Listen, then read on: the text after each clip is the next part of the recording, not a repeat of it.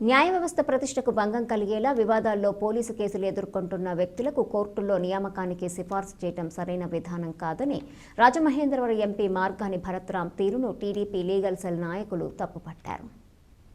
Bommuru police స్టేషన్లో 3 కేసుల్లో ఉన్న కోడి సతీష్ నాయుడిని ఎంపీ భరత్ సిఫార్సు మేరకు ప్రిన్సిపల్ అసిస్టెంట్ సెషన్స్ జడ్జి కోర్టులో అదనపు పబ్లిక్ ప్రాసిక్యూటర్గా నియమించారని, ఇప్పుడు ప్రభుత్వం ఆయన ప్రవర్తనతో పదవి నుంచి తొలగిస్తూ ఉత్తర్వులు జారీ చేయడం జరిగిందన్నారు.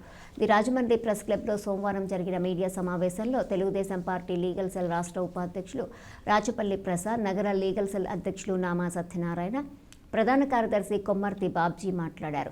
అతన్ని ఏపీపీగా పదవి నుంచి తొలగించడం బాధాకరమైన విషయమని విచారం వ్యక్తం చేశారు. రాజమండ్రి బార్ అసోసియేషన్కు ఎంతో ఘన చరిత్ర ఉందని, కోర్టుకు సంబంధించి ఎవరినైనా నియమించే సమయంలో ఆచితూచి వ్యవహరించాలని సూచించారు. అయితే ఎంతో నిబద్ధత, అనుభవం కలిగిన వివాదరహితులను మాత్రమే ఏపీపీగా నియమించాల్సి ఉంటుందన్నారు.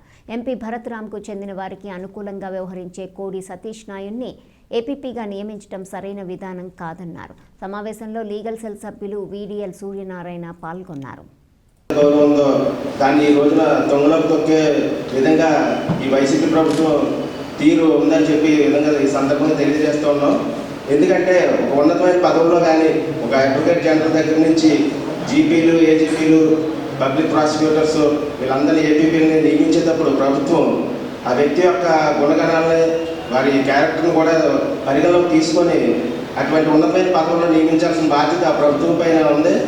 ఏపీపీగా టెర్మినేట్ చేస్తూ గవర్నమెంట్ జీవో ఇవ్వడం జరిగింది. అది అందరికీ తెలుసున్న విషయం. ఇది న్యాయవాద వృత్తిలోనే కానీ, రాజమండ్రి నగరంలోనే కానీ చాలా బాధాకరమైనటువంటి విషయం.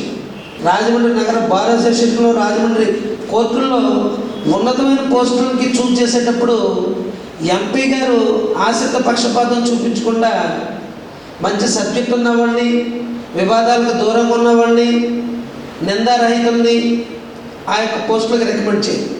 కానీ ఆయన వైఎస్ఆర్సీపీకి చెందినటువంటి కార్యకర్తలు చెప్పేసి ఆయన ఎడల పక్షపాత ధోరణితో ఇలాంటి ఉన్నత పోస్టులకు రికమెండ్ చేయడం జరిగింది.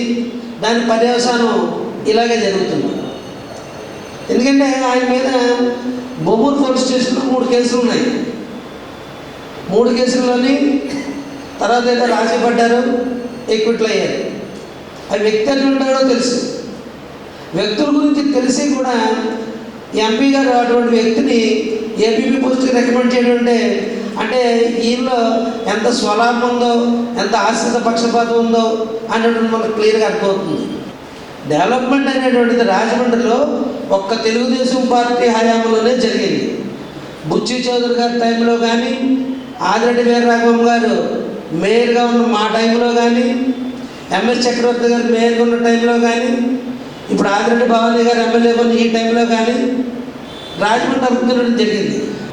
ఈయన మొన్న ఒక ఫంక్షన్లో అంబేద్కర్ గారి స్టాచ్యూ ఓపెనింగ్కి వెళ్ళి ఆయన ఒక మాట అంటున్నారు. ఏంటంటే ఈ సెంట్రల్ జైల్ రోడ్ అంటే 8 కోట్లు పెట్టి డెవలప్ చేశారంటే, దాన్ని సెంట్రల్ జైలు రిమాండ్ ఉన్నటువంటి నారా చంద్రబాబు నాయుడు గారు ఆ సెంట్రల్ జైలు కిటికీ కన్నాలను చూస్తున్నాడంటే ఈయన చేసిన డెవలప్మెంట్. బీయింగ్ ఎన్ ఎడ్యుకేటెడ్ పర్సన్గా ఒక గౌరవప్రదమైనటువంటి పోస్టులో ఉన్న ఎంపీ అయ్యింది మీరు అదేనండి 14 ఏళ్ళు సీఎం చేసిన వ్యక్తి గురించి మాట్లాడడం. మీరు ఆ రోడ్డు 8 కోట్లు పెట్టి డెవలప్ చేశారా? మీరు చేసిన డెవలప్మెంట్ ఏంటి? కనీసం కార్పొరేటర్లు చేసినటువంటి డెవలప్మెంట్ కూడా మీరు రాజమండ్రిలో చేయలేదు. ఒక్క అభివృద్ధి పని ఫలానాది మేము చేసామని చూపించండి. ఉదాహరణకి దేవిచౌక నుంచి గోపాలం బస్టాండ్ వెళ్ళే రోడ్డు ఉంది. ఆ కాలువను 4 నెలలు 5 నెలలు పైబడి పడబడుతున్నారు, కడుతున్నారు. అదొక తాజ్మహల్ లాగా దాన్ని రోజు ఇచ్చేస్తున్నారు. అంటే ఇదంతా ఏంటి?